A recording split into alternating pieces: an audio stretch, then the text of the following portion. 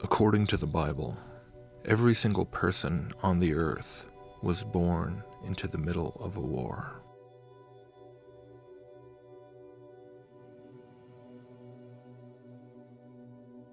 This war is one that cannot typically be seen with the naked eye. Its existence is not broadcast on the evening news. Its reality is not even realized by the vast majority of the population. Yet this war has raged on since the very beginning.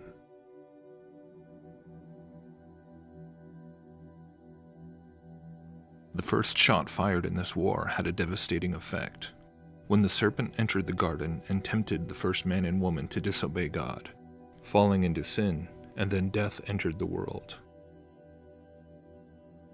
Sometime after, as mankind began to multiply and cover the face of the earth, the first full assault on humanity was launched.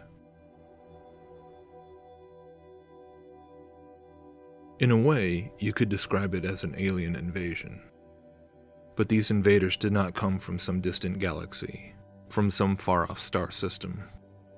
Rather, they descended from right above, as together they conspired to abandon their assigned posts in the firmament, where the ether carried the light of their luminescence to the four corners of the earth.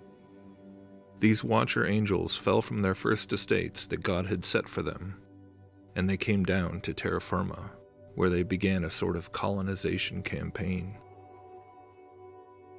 They sired the Nephilim, their hybrid abomination offspring, which began to ravage the land and feed upon men. They corrupted the genetics of not just humanity, but of animals and plants as well.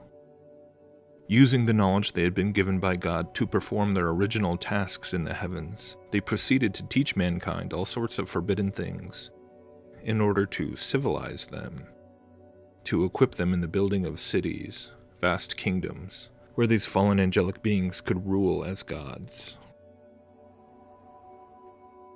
The knowledge bestowed by these beings was presented as being the keys to humanity's path to enlightenment, the technological know-how that would eventually allow us to take our seats alongside them as gods. But of course, this was all a lie. This forbidden knowledge brought nothing but destruction, perversion, wickedness, and death.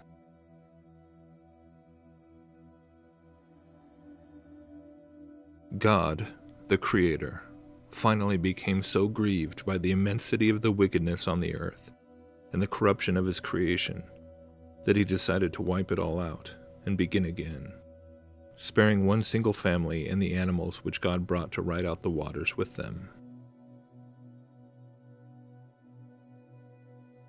When the waters receded, the world had been cleansed from the evil that had almost wiped out humanity from the face of the earth. The great empires of the Watchers had been erased, their monuments and citadels shattered by earthquakes and buried by oceans. The angels who had conspired together against God were buried deep in the bowels of the earth, held there in the deepest darkness until the time of the final judgment of all things. The bodiless spirits of the giants, the Nephilim, were cursed to roam the earth, tortured by hunger and thirst that they could never satisfy, forever longing to have bodies to inhabit once again. Satan's direct rule over the whole earth through his vassals, the fallen Watchers, was over. But no sooner than the earth began to be filled once again with trees and plants and animals, and people began to spread out and fill it once again, did the enemy of mankind begin working, seeking to rebuild what God had destroyed, his beloved Atlantean Empire, whose sole purpose was the enslavement and destruction of mankind. But it would be different this time around. No longer did the Fallen One have the ability to send his rebellious emissaries to the earth, to take wives and build cities and palaces where such self-declared deities could sit and rule directly over their subjects. No longer could they walk amongst men and be revered for their brilliance and stature. The satanic kingdoms that would be built after the flood had to be done through the worship of now invisible deities, forced to orchestrate their rule through various systems of interdimensional communication.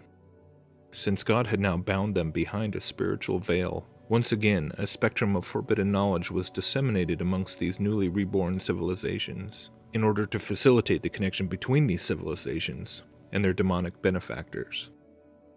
Thus, in the courts of all the human kings and leaders of these kingdoms, worked a host of occult priesthoods, sorcerers, mediums, astrologers, and practitioners of divination. The subjects of these pagan kingdoms would demonstrate their fealty to their false, fallen, invisible gods by sacrificing to idols, building them temples, having orgies and revelries and bacchanalia. The rebellion against God resumed in earnest after the flood, from the first failed attempt by Nimrod to build a tower into the heavens and storm the throne of God, through all the following kingdoms which were founded after the scattering from Babel.